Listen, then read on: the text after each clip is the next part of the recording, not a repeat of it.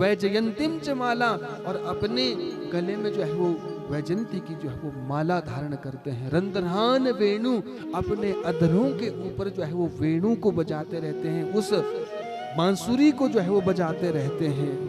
और शाम के समय में ये भगवान कृष्ण जब अपनी गायों को चरा करके आते हैं तो क्या होता है, उनकी आंखों की पलकों के ऊपर जो है वो गायों के चरने से जो चरणों से जो धूल निकलती है वो लगी है। ऐसे भगवान कृष्ण की छवि के विषय में इसमें बताया गया है।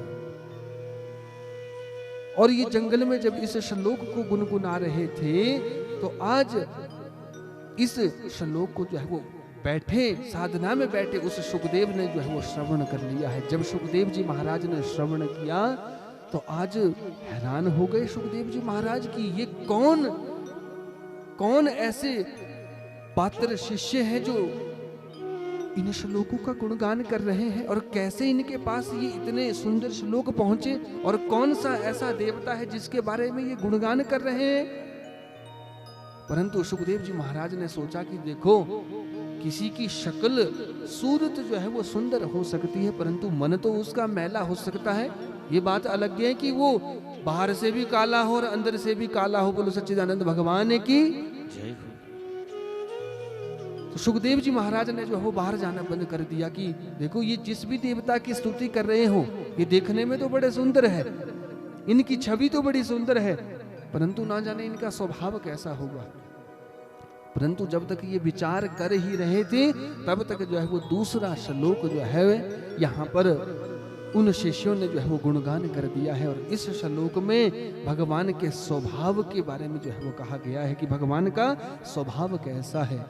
अहो वकीयम स्तनकालकूटम जिघांसयाय पाय यदप्यसाधवी लेभे गतिम धात्र्युचितां ततुन्यं कं वा दयालुं शरणं व्रजेमः, कं वा दयालुं शरणं व्रजेमः। अहो बकीयम स्तनकालकूटम, बकी शब्द कहा गया है, ये बकासुर की जो बहन थी वो पूतना नाम की राक्षसी। आगे आप कथाओं को श्रवण करेंगे कि जब वो भगवान कृष्ण को मारने के लिए अपने स्तनों में कालकूट नाम का विष लगा करके आई थी, तो भगवान कृष्ण ने आज उस पूतना को देख के पहले तो आंखें बंद कर ली, परंतु फिर सोचा कि देखो, ये इस पूतना ने तो मेरी माँ की तरह जो है वो कार्य किया है, और आज उस पूतना को भी भगवान कृष्ण ने जो है अपनी माँ की तरह जो है वो गति प्रदान की है। ऐसा स्वभाव भगवान का देखा कि भगवान को भाव से कुभाव से कोई भी याद करता है तो भगवान जो है उसके ऊपर कृपा किया करते हैं।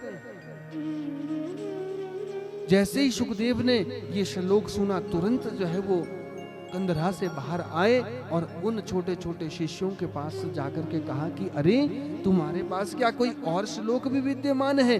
किस देवता के तुम ये श्लोक गुनगुना रहे थे? कौन से ऐसा देवता है और तुम्हें ये किसने पढ़ाया है? आज सुमंतु, जैमिनी, पैल, वैशंपायन इत्यादि ने निवेदन किया कि महाराज, हमारे गुरुजी जो है उनके पास एक नहीं दो नहीं 18,000 श्लोकों का ऐसा दिव्य ग्रंथ है। यदि आप श्रवण करना चाहते हैं तो उनके पास चलो। आज उन चारों शिष्यों के साथ जो है वो सुखदेव जी महाराज का जो है वो आगमन हुआ है। और जैसे ही वेद व्यास जी महाराज ने सुखदेव जी महाराज का दर्शन किया तो आज सांगोपांग विधि के साथ सुखदेव जी महाराज को उस भागवत का जो है वो ज्ञान करवाया है, उस भागवत को जो है वो पढ़ाया है। बोलो भागवत भगवान की जय। ऐसे सुखदेव जी महाराज वो जो परमहंस अवधूत जो है वो कहे गए हैं, परमहंसों की ये संहिता जो है वो भागवत कही गई है। क्यों? क्योंकि देखो, पात्र का होना भी बहुत जरूरी होता है। अब यदि आप विचार करें, देखो हमारे बुजुर्ग कहावत बोला करते थे ना कि भाई पानी जो है वो डूंगे में ठहरता है। बस वैसी ही बात जो है यहाँ पर है कि देखो, भागवत का वर्तमान में तो अब ये विप्रेर भागवती वार्ता गेहे गेहे जने जने वर्तमान समय में तो अब इस भागवत की जो है मानो अब होड़ आ गई है, और जो पात्र भी नहीं है वो भी इस कथा को जो है वो करने बैठ गए हैं। जिन्हें अपने धर्म के बारे में नहीं, धर्म का आचरण पता नहीं, वो इस कथा का जो है वो वाचन कर रहे हैं। कहने का अभिप्राय है कि आज वेदव्यास जी महाराज भी यही विचार करते थे कि मैं भी कैसे अपने उस परमहंस पुत्र को जो है उस संहिता को पढ़ाऊं जो इसका पात्र है। और वैसे ही पात्र को जो है वो वेदव्यास जी महाराज ने ज्ञान दिया है। सांगोपांग विधि से जो है वो भागवत की अध्ययन करवाया है, और भागवत को अध्ययन करने के बाद तुरंत जो है वो अपने पिता से आज्ञा लेकर के फिर भगवान का ध्यान करते हुए सुखदेव जी महाराज जंगल के लिए चले गए हैं। नैमिषारण्य की पुण्य भूमि पर बैठ करके 88,000 शौनकादि ऋषि सूजी महाराज से कहते हैं कि आपने ये तो बता दिया कि सुखदेव जी महाराज ने इस कथा को वेदव्यास जी के मुख से जो है वो श्रवण किया था, परंतु अब आप ये भी बताएं कि हमने सुना है कि राजा परीक्षित कौन हुए हैं, और राजा परीक्षित ने जो है वो इस कथा को सुना है। तो राजा परीक्षित के जन्म के विषय में पूछा है कि वो राजा परीक्षित जो है वो कौन हुआ है। तो यहाँ पर सूत जी महाराज कहते हैं कि यदि राजा परीक्षित के जन्म की कथा को तुम्हें श्रवण करना है तो हमें महाभारत के उस सौप्तिक पर्व में प्रवेश करना पड़ेगा और उस कथा को श्रवण करना पड़ेगा जो उस महाभारत के अंतिम दिवस की जो है वो कथा है। क्यों? क्योंकि जब महाभारत का युद्ध हुआ था तो 18 दिन ये युद्ध चला था, और 18 दिन में सब कौरव जो है वो बारी बारी से जो है वो मृत्यु को जो प्राप्त हो गए हैं। और कहा कि केवल और केवल एक बचा है, और वो कौन बचा है? दुर्योधन बचा है। और उसका शरीर जो है भीम ने अपने उस गदा के साथ जो है वो विदर्ण कर दिया है। वो उसकी इतनी सामर्थ्य नहीं है कि वो उस युद्ध भूमि से जो है वो उठ सके। आज ये सोचता तो है कि मैं उठूं, पर उठ नहीं सकता है।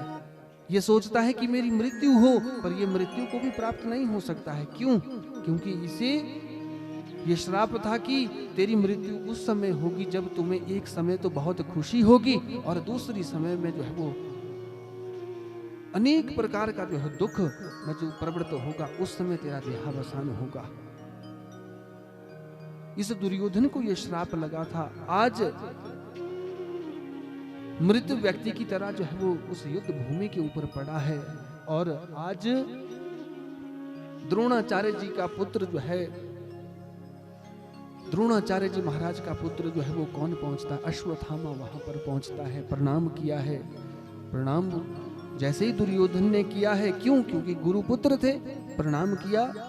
तो आज अश्वत्थामा ने जो है वो भरी बुरी बातें जो है वो कहना शुरू कर दिया कि देखो दुर्योधन, तुम मेरे मित्र भी हो और तुम हमारे यजमान भी हो, परंतु तुमने भी अपनी सेना में सबको ऐसे ऐसे व्यक्तियों को बना करके रखा जो तुम्हारे वास्तव में तुम्हारे हित में तो थे ही नहीं। आज इसी कारण से जो है वो ये 5 पांडव थे और तुम 100 भाई थे, 100 के 100 तुम मृत्यु को प्राप्त होने वाले हो, 99 तो हो गए हैं और तुम भी जो है वो मृत्यु शैया के ऊपर पड़े हो। और ये 5 भाई थे, तुम उनमें से एक को भी नहीं मार पाए। जब दुर्योधन ने ऐसी बात सुनी तो आज दुर्योधन को और कुछ नहीं सूझा। उस समय आज रक्त का जो है वो तिलक अपनी जांघों से लेकर के उस अश्वत्थामा को कर दिया कि आज से तू मेरी सेना का जो है वो सेनापति है। जा, हमने तो युद्ध कर दिया, परंतु तू जाकर के देख ले, तू क्या कर सकता है। आज अश्वत्थामा ने भी क्या किया, मन में ये कामना कर दी कि मैं भी जाकर के उन पांडवों का जो है वो संहार कर दूंगा। ये मन में जो है वो कामना कर दी कि मैं भी उन पांडवों का जो है वो संहार कर दूंगा। और आज चला है और इस कामना से चला है कि मैं उन पांडवों को जीवित नहीं छोड़ूंगा। क्यों? क्योंकि मुझे दुर्योधन ने अपना सेनापति बना दिया है। यदा मृधे कौरव संजयाना वीरेश्वथो वीरगतिं गतेषु वृकोदरा विद्ध गदा विमर्श भग्नोरुदण्डे धृतराष्ट्रपुत्रे। वो धृतराष्ट्र का पुत्र दुर्योधन जो है वो आज उस शेष शैया, उस मृत्यु शैया के ऊपर पड़े रह करते हुए आज उस अश्वत्थामा का तिलक करता है, और अश्वत्थामा उन पांडवों के शिविर में प्रवेश करता है। और द्वारिकाधीश भगवान क्या करते हैं? द्वारिकाधीश भगवान उन पांडवों को लेकर आज नदी के किनारे चल पड़ते हैं कि अब दुर्योधन जो का है वो देहावसान होने वाला है। एक काम करो, आज हम कुछ वार्तालाप करेंगे, नदी के किनारे बैठ जाएंगे। और जो पांडवों के बिस्तर थे, उन पांडवों के बिस्तर में आकर के उन पांडवों के छोटे छोटे शिशु जो है वो सो गए हैं। अश्वत्थामा आया, रात्रि के समय में उसने विचार किया कि देखो वो तो बल में अधिक है, मैं उन्हें ऐसे तो नहीं मार सकता। तो क्या किया है, आज रात्रि में आकर के चुपके से तलवार ली है और शिविर में प्रवेश किया है, और पांडवों को जान करके उन पांडवों के ऊपर तलवार चलाई है। और उन पांडवों की जगह में जो 5 पुत्र उस द्रौपदी के थे, उन सब का जो है वो देहावसान कर दिया है। और आज उन छोटे छोटे शिशुओं के सिर को लेकर के जो है वो आज धोत वस्त्र में लपेटा है और सीधा दुर्योधन के पास पहुंच गया है कि दुर्योधन, तुमने तो एक पांडव को मारने के लिए कहा था, मैं एक नहीं, दो नहीं, आज 5 पांडवों को जो है वो मार करके तुम्हारे पास ले आया हूं।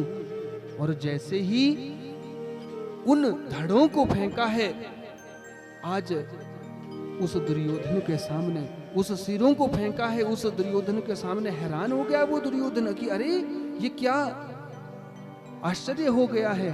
तुरंत जो है वो दुर्योधन ने उस भीम का सर मंगवाया है कि उस भीम का सर मेरे पास ला करके दो, मैं उसे अपने हाथ से विदर्न करना चाहता हूं। जैसे ही उस भीम के पुत्र का सिर अपने हाथ में लिया तो वो लेते ही चाहे वो एकदम से विदर्न हो गया। उसी समय दुर्योधन ने कह दिया कि अरे अश्वत्थामा, तुमने ये बहुत गलत कार्य कर दिया है, तुमने हमारे कुल में कोई पानी देने वाला भी नहीं छोड़ा। और अब यहाँ पर उस शिविर में आज द्रौपदी जो है वो प्रवेश करती है, जब देखती है कि धड़ तो परे हैं और सिर है ही नहीं। जिस माता के एक नहीं, दो नहीं, 5 पुत्रों के जब धड़ पड़े हो और रक्त से वो भरी वो शैया पड़ी हो, तो उस माता की जो है वो क्या स्थिति होगी। व्यास जी महाराज कहते हैं कि माता शिशूनाम निधनम सुताना निशम्य घोरम परितप्यमाना तदा रुदद्बाष्पकला कुलाक्षी ताम सांत्वनाः किरीटमालिः। आज द्रौपदी ने जैसे ही शिविर में प्रवेश किया और अपने पुत्रों के धड़ों को वहां पर पाया तो आश्चर्यचकित हो गई, विलाप करने लगी, माता शिशूनाम निधनम सुताना। आज एक नहीं, 5 पुत्रों के धड़ों को देखा और सिर उनके है नहीं। भला उस माता के ऊपर जो है वो क्या बीतती होगी जिसने अपने मरे हुए 5 पुत्रों को जो है वो देखा है। आज जब दर्शन किए तो हैरान हो गए। सब पांडवों ने प्रवेश किया, द्वारिकाधीश भी वहां पर आए। सबने ये विचार किया कि ये ऐसा दुष्ट कार्य जो है वो किसने किया। द्वारिकाधीश ने ध्यान लगाया, ध्यान लगाने के बाद देखा कि ये कर्म तो अश्वत्थामा ने किया है। तुरंत अर्जुन ने जो है वो संकल्प लिया है कि मैं ये संकल्प लेता हूं कि जब तक मैं उस अश्वत्थामा को मार नहीं दूंगा तब तक मैं चैन से जो है वो नहीं बैठूंगा। और अश्वत्थामा को भी इस बात का पता चल गया कि अब मुझे वो पांडव लोग जो है वो जिंदा नहीं छोड़ेंगे। आज उस अश्वत्थामा ने जो है ब्रह्मास्त्र का संधान कर दिया है। और जैसे ही ब्रह्मास्त्र का संधान किया तो द्वारिकाधीश और अर्जुन आज जैसे ही रथ के ऊपर उस अश्वत्थामा को पकड़ने गए हैं तो देखा अर्जुन ने कि कोई अस्त्र जो है वो मेरी तरफ आ रहा है। द्वारकाधीश ने कहा कि ये ब्रह्मास्त्र है और ब्रह्मास्त्र की काट केवल और केवल तुम्हारे पास है। आज ब्रह्मास्त्र को जो है वो शांत किया है और ब्रह्मास्त्र को शांत करने के बाद आज उस अश्वत्थामा को घसीटते हुए उस द्रौपदी मैया के पास लाए हैं। और जैसे ही द्रौपदी मैया के पास लाए आज द्रौपदी मैया ने जैसे ही उस अश्वत्थामा को देखा तो एक बात कह दी, मुच्यताम मुच्यतामेशः ब्राह्मणो नितराम गुरु। मुच्यताम मुच्यताम एषः ब्राह्मणो नितराम गुरु, कहते ये ब्राह्मण का पुत्र है और इसे छोड़ दो, तुरंत छोड़ दो इसे। जैसे द्रौपदी की इस बात को सुना, आज सारे पांडव हैरान हो गए कि अरे ये द्रौपदी कोई और नहीं है, ये तुम्हारे बच्चों का हत्यारा है, इसने तुम्हारे 5 पुत्रों का जो है वो नाश किया है। परंतु आज धन्य है वो द्रौपदी जिसने इस बात को कहा है कि देखो मेरे तो 5 पुत्रों को इसने अवश्य मारा है, परंतु अभी अभी इसके जो है वो का देहावसान हुआ है और इसकी माता जो कृपी देवी है वो घर में जो है वो अपने पति के दुख से ही ऊपरी नहीं है। यदि तुम उसके बेटे को भी मार दोगे तो वो माँ क्या करेगी। मेरे पास तो इस समय जो है वो यदि पुत्र नहीं है तो कम से कम पति तो है। क्यों? क्योंकि हमारी माताओं का जीवन जो है वो कहा गया है, ये शास्त्र आज्ञा करता है कि यदि बाल्यकाल में जो कन्या होती है वो पिता के आश्रय में रहती है तो उसका बाल्यकाल जो है वो सुरक्षित रहता है, और जब विवाह होता है तो विवाह होने के बाद वो पति के आश्रय में रहे तो उसका जीवन काल जो है वो सुरक्षित रहता है। और यदि किसी कारण से उसका पति गुजर जाए तो उसे अपना शेष जीवन जो है वो अपने पुत्रों के साए में जो है गुजारना चाहिए। और यदि पुत्र भी ना रहे तो फिर क्या करना चाहिए? वापस जो है अपने पिता के घर चले जाना, अपने भाई के पास जो है वो चले जाना चाहिए। ऐसे शास्त्र जो है वो आज्ञा करता है। आज द्रौपदी कह रही है कि मेरे 5 पुत्रों को इसने अवश्य मारा है, परंतु मेरे पास मेरे पति तो विद्यमान है। यदि तुम इसे मार दोगे तो इसकी माँ के पास तो आज पुत्र भी नहीं रह जाएगा और पति तो उसका वैसे ही खत्म हो चुका है। इस बात को जब पांडवों ने सुना तो हैरान हो गए। आज भीम ने तो कह दिया कि मैं तो इसे जीवित नहीं छोड़ने वाला हूं।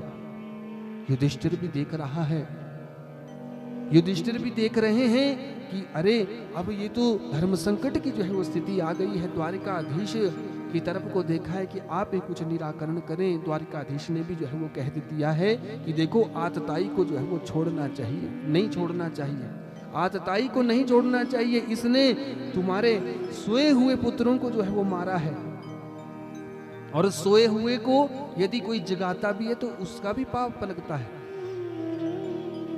और इसने तो सोए हुए पुत्रों को जो है वो मारा है। ये तो आतताई है, क्योंकि 5 प्रकार के जो है वो हमारे धर्म शास्त्रों में आतताई बताए हैं। एक तो वो जो किसी को विष दे दे खाने के लिए, वो सबसे बड़ा आतताई है। और दूसरा आतताई कहा गया है कि धोखे से यदि कोई किसी की बीवी का हरण कर ले तो वो भी आतताई जो है वो कहा गया है। और तीसरी बात कही है कि यदि कोई जंगल में जाकर के आग लगा दे तो वहां पर अनेक प्रकार के जो है वो जीव जंतु होते हैं, उसे भी मारने का जो है वो कोई दोष नहीं होता है, वो भी आतताई की ही गिनती में आता है।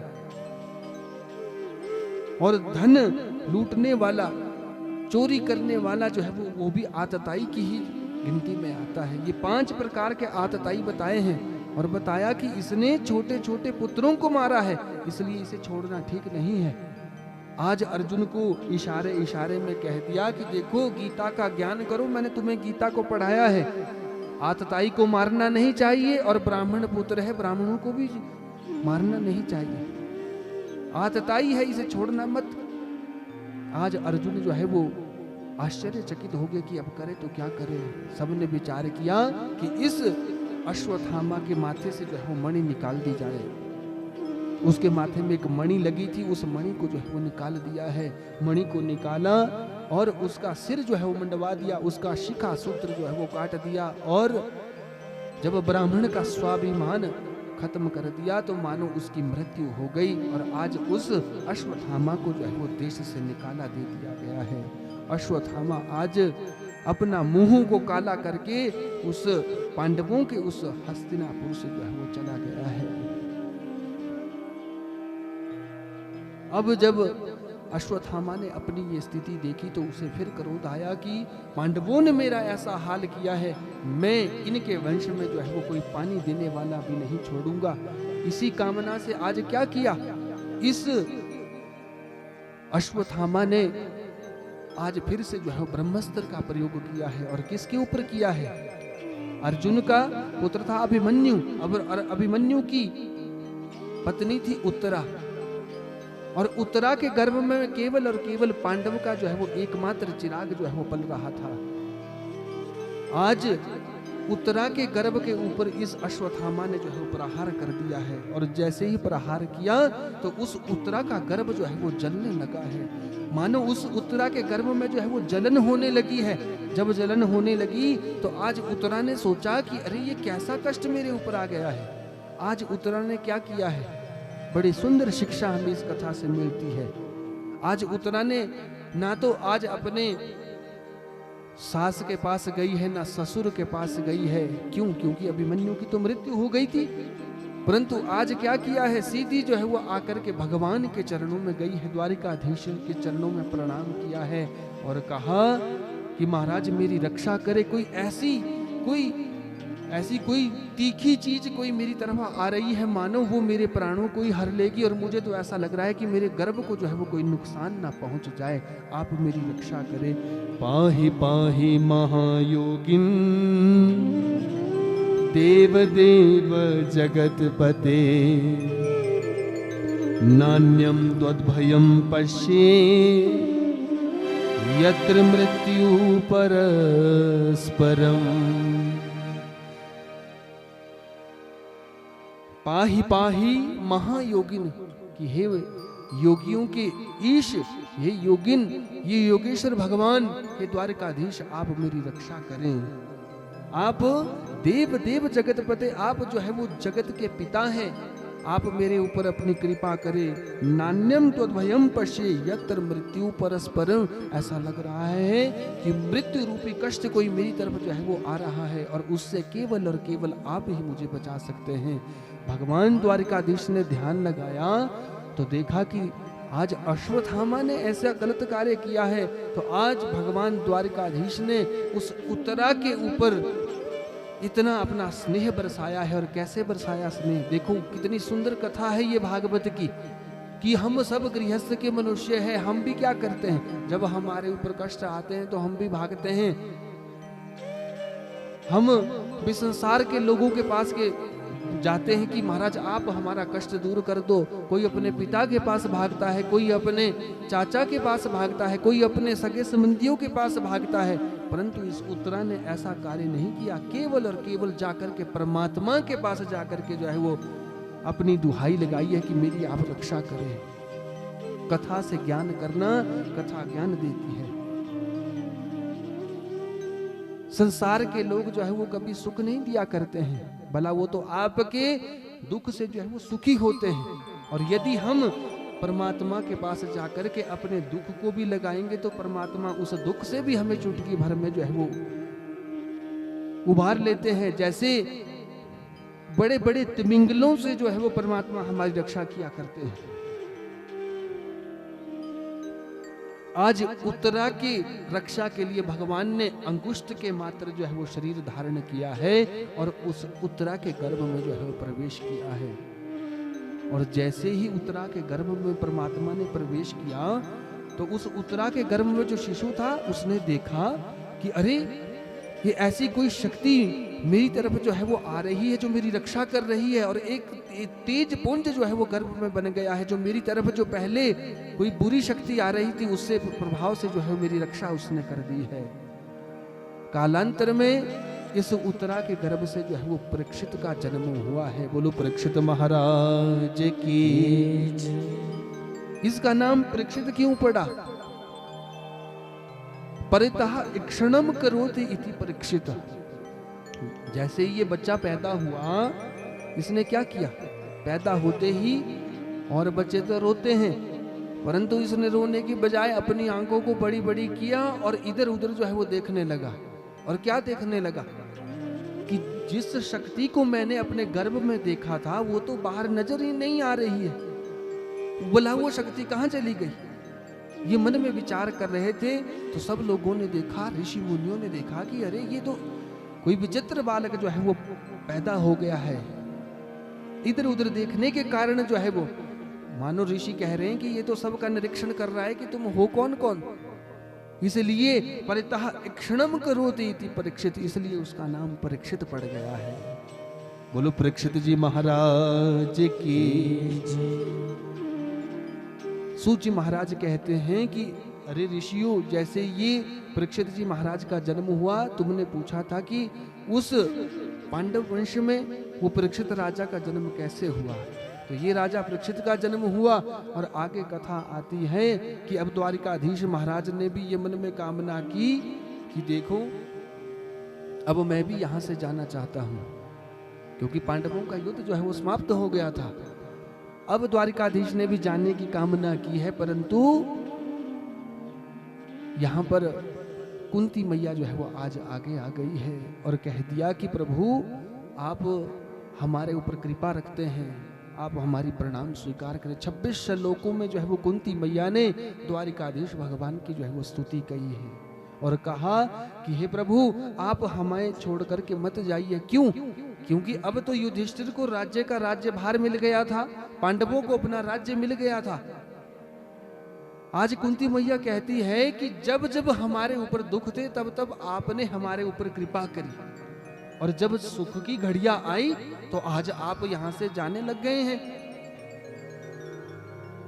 और कुंती मैया का एक रिश्ता जो है वो द्वारिकाधीश के साथ क्या है, वो उनके भतीजे भी जो है वो रिश्ते में लगते हैं, परंतु आज उस रिश्ते को छोड़ करके कुंती मैया ने जो है वो बड़ी सुंदर जो है वो स्तुति की है। और क्या कहा है, नमस्ते पुरुषं त्वाद्यम् ईश्वरः प्रकृते परम् अलक्ष्य सर्वभूतानां अंतर्बहिरवस्थितम्।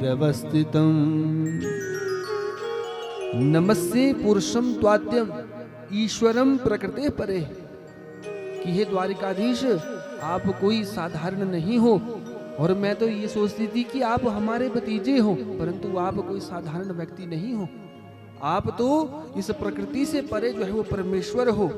मैं आपको प्रणाम करती हूँ। नमस्ते पुरुषं त्वाद्यम ईश्वरम प्रकृते परम, आप इस प्रकृति से भी परे हैं, मैं आपको प्रणाम कर रही हूँ। अलक्ष्यम सर्वभूतानाम, कहते आप इस चराचर जगत में अंदर भी स्थित हो और बाहर भी स्थित हो। ऐसी बड़ी दिव्य स्तुति जब की तो द्वारिकाधीश जो है वो हंसने लगे कि अरे बुआ ये क्या कर रही हो। तो आज कुंती मैया ने कहा कि कन्हैया तुम्हारा ये स्वभाव है कि जब जब मनुष्य के ऊपर कष्ट आते हैं तब तो तुम उनका कल्याण करती हो, तब तो उनके ऊपर जब दुख आते हैं तो आप जो है उनकी सहायता करते हो, परंतु जब जब सुख आते हैं तब आप जो है वो निकल जाते हो। क्योंकि ये व्यवहारिक भाषा में भी देखा जाए कि जब जब हम आप लोगों के ऊपर भी दुख आते हैं तो हम भी फिर जो है वो एक नहीं दो नहीं तीन तीन टाइम जो है भगवान की पूजा कर लेते हैं। और जब सुख की घड़ी आती है, जब किसी के घर में शादियां होती हैं, विवाह होते हैं, तो भगवान का ये भी पता नहीं होता कि जल धारा भी लगी है कि नहीं लगी है। बोलो गोविंद भगवान की जय। कथा से ज्ञान करना है कि सुख में हम भूल जाते हैं भगवान का सुमिरन करना, दुख में सुमिरन सब करे, सुख में करे ना कोई। यदि सुख में सुमिरन करे तो दुख काहे को हो। आज यही कुंती मैया निर्देश दे रही है कि द्वारिकाधीश आज आप हमें छोड़कर जा रहे हैं, जब हमारे ऊपर सुख के क्षण आए हैं। तो आज द्वारिकाधीश ने हंसते हंसते ही जो है वो मैया उस कुंती की बात को टाल दिया और कहा कि बुआ एक काम करो, अच्छा आप कुछ मांग लो, मुझसे क्या मांगना चाहते हो। तो आज कुंती मैया ने जो है वो बड़ी सुंदर बात की है। यदि परमात्मा से मांगने की बारी आए तो हम आप ना जाने क्या क्या मांग लेंगे, परंतु आज कुंती मैया ने एक ऐसी बात मांगी है, विपदः सन्तु नः शश्वद तत्र तत्र जगत गुरो भवतो दर्शनं यत् स्यात् पुनर्भव दर्शनम। कि हे द्वारिकाधीश, यदि आप मुझे कुछ देना चाहते हो तो विपदा संतु शश्वत। कहते आप मुझे सदा सर्वदा के लिए जो है वो विपत्ति प्रदान कर दो। क्यों? क्योंकि जब जब विपत्ति हमारे ऊपर रही, ना जाने पांडवों के ऊपर क्या क्या कष्ट आए, परंतु तब तब द्वारिकाधीश ने जो है वो सहायता की है। और आज यही कुंती मैया ने मांगा है कि परमात्मा, हे द्वारिकाधीश, हम आपसे केवल और केवल विपत्ति मांगते हैं। इस भाव से तो कम से कम आपका दर्शन हमें होता रहेगा। परंतु द्वारिकाधीश ने जो है उस बात को जो है वो टाल दिया है कि अरे बुआ, अरे बड़ी मुश्किल से तो सुख के क्षण आए हैं, उस सुख को भोगो, उस सुख को भोगते हुए भगवान का भजन करो, तुम्हारा कल्याण होगा। परंतु जब कुंती मैया को जो है वो टाल दिया तो अंत में जो है वो एक बात कुंती मैया ने कही है कि स्नेह पाशमिमं छिन्दी दृढ़ं पांडु सुवृष्णिषुः। दृढ़ं पांडु सुवृष्णिषुः। आप एक काम करें द्वारिकाधीश, आप कुछ दे ना दे, परंतु यदि आप मेरे ऊपर अब कृपा करते हैं तो अंतिम कृपा एक कर दो। स्नेह पाशमिमं छिन्दी, मेरी स्नेह की, मेरी प्यार की, मेरी ममता की जो है वो दो जगह ग्रंथियां बंधी हुई है। और वो कहां कहां बंधी है? मायके में और ससुराल में है। पांडुषु वृष्णिषु, दो वंश में जो है वो मेरी अनेक प्रीति और ममता बनी हुई रहती है। क्योंकि कोई भी देवी हो, कोई भी माता हो, तो उसकी अपनी मायके से और ससुराल से जो है वो अनेक प्रकार की ममता बनी रहती है। और वो ममता ऐसा नहीं होता है कि कुछ ही समय तक रहती है, ससुराल से कम रहे पर मायके में तो सारी उम्र तक रहती है। बोलो सच्चिदानंद भगवान की।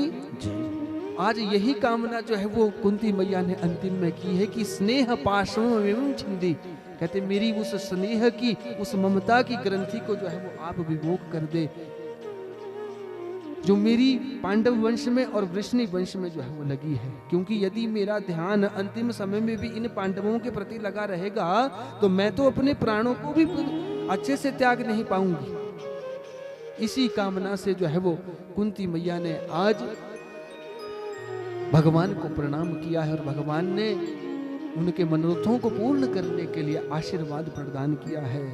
आज द्वारिकाधीश ने यह विचार किया है कि क्यों ना मैं भी उस भक्त को दर्शन देने के लिए चला जाऊं जो मेरे इंतजार में बैठे हैं।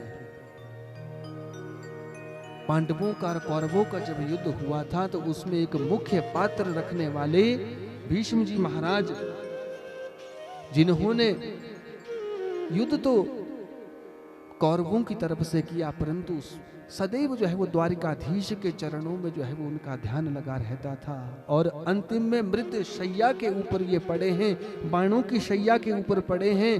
द्वारिकाधीश का ये मन का भाव था कि जब तक मैं भीष्म जी का कल्याण नहीं करूंगा तब तक मैं वापस नहीं जाऊंगा। आज युधिष्ठिर को लेकर के पहुंचे हैं सब पांडव, भीष्म जी की महाराज के पास प्रणाम किया है पांडव इत्यादियों ने, और सब भाइयों को जो है वो अलग अलग धर्म का जो है उपदेश दिया है।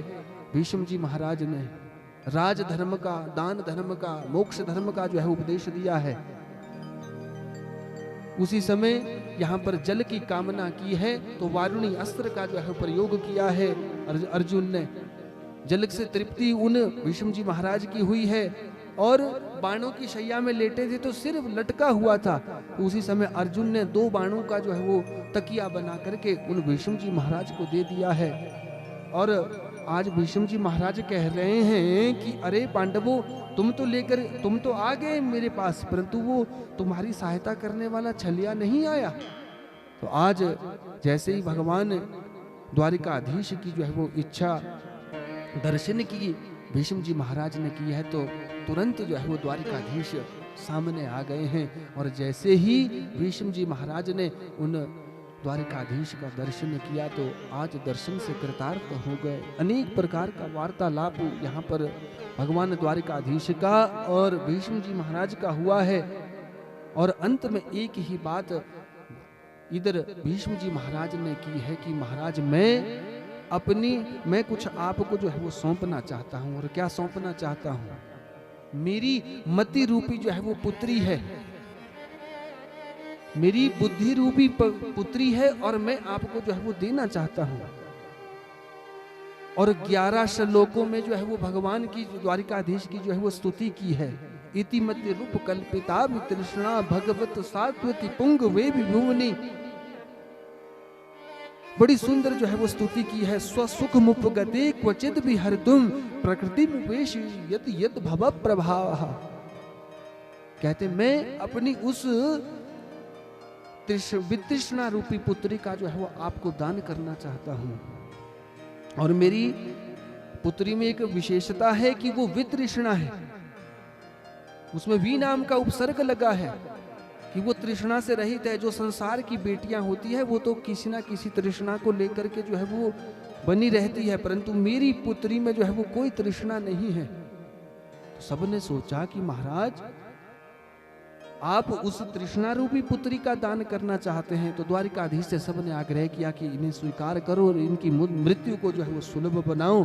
और माघ के शुक्ल पक्ष की एकादशी को भीष्म जी महाराज ने अपने शरीर को भगवान की स्तुति करने के बाद जो है वो त्याग दिया है। सबने उनका औरतुदेहिक संस्कार किया है। और अब युधिष्ठिर जी महाराज राज्य करते हैं और द्वारिकाधीश भगवान को छोड़ने के लिए अर्जुन को साथ भेजा गया है। और अब द्वारिकाधीश भगवान द्वारिका को जा रहे हैं और वो पहुंचेंगे कब?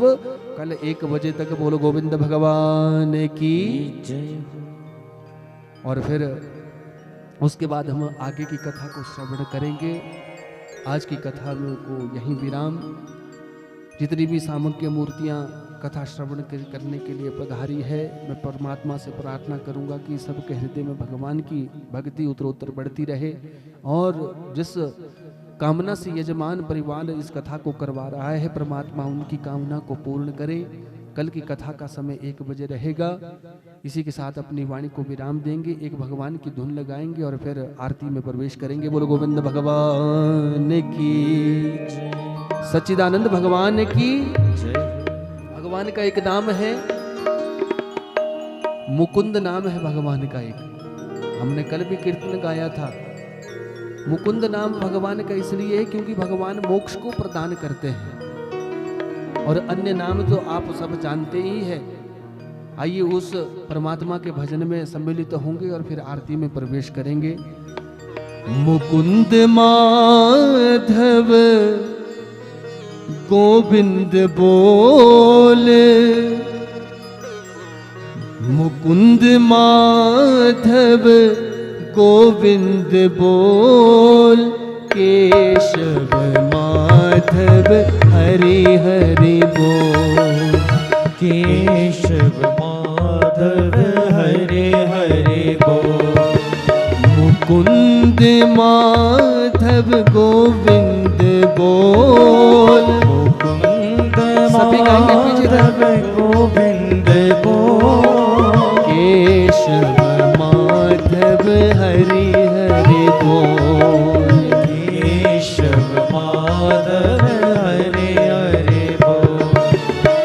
हरि हरि बोल प्यारे राम राम बोल, हरि हरि बोल प्यारे राम राम बोल, हरि हरि बोल प्यारे राम राम बोल, हरि हरि बोल प्यारे राम राम बोल। मुकुंद माधव गोविंद बोल, मुकुंद माधव गोविंद बोल, केशव माधव हरि हरि बोल, केशव माधव ताली सेवा करते हुए हरि बोल सच्चिदानंद भगवान की।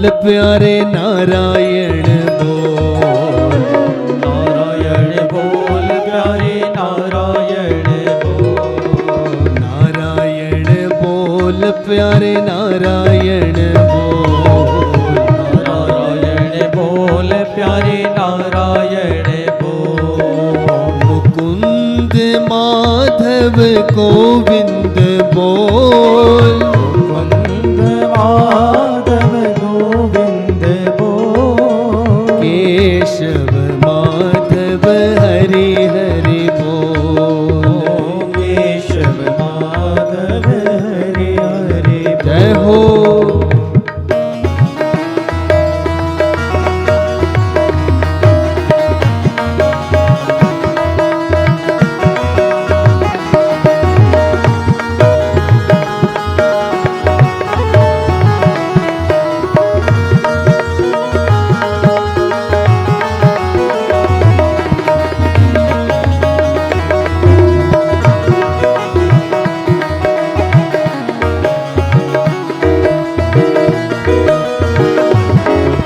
शिव शिव बोल प्यारे शिव शिव बोल, शिव बोल प्यारे शिव शिव बोल, शिव शिव बोल प्यारे शिव शिव बोल, शिव शिव बोल प्यारे शिव शिव बोल, मुकुंद माधव गोविंद बोल, मुकुंद माधव गोविंद बोल, केशव माधव हरि हरि बोल। केशव माधव हरि एक बार हाथ उठा करके मुकुंद माधव गोविंद बोल, मुकुंद माधव गोविंद बोल, मुकुंद माधव गोविंद बोल, मुकुंद